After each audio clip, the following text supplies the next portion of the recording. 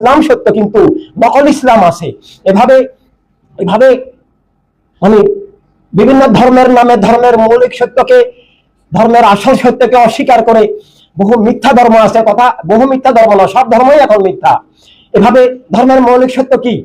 ধর্ম দাবি করতে হলে স্রষ্টাকে স্বীকার করতে হবে।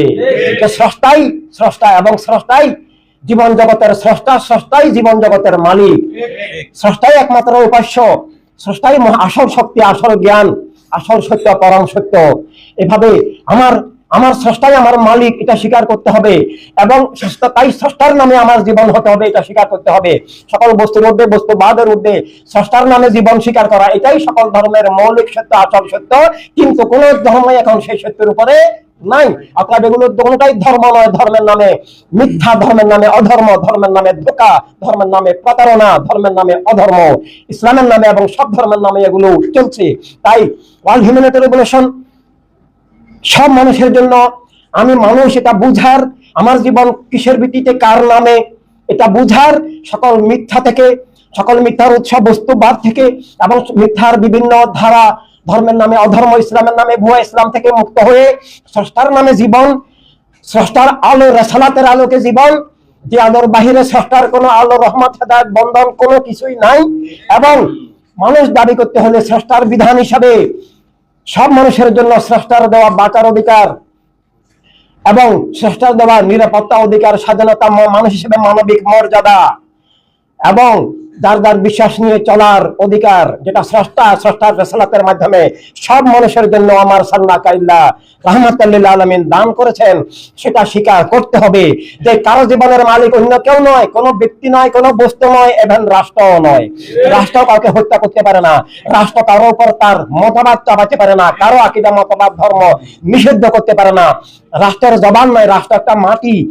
রাষ্ট্র পরিচালক যে সরকার বা গোষ্ঠী থাকে, তারাই রাষ্ট্রের নামে তাদের দলীয় মতবাদ, গোষ্ঠীগত মতবাদ রাষ্ট্রের নামে চালিয়ে দেয়।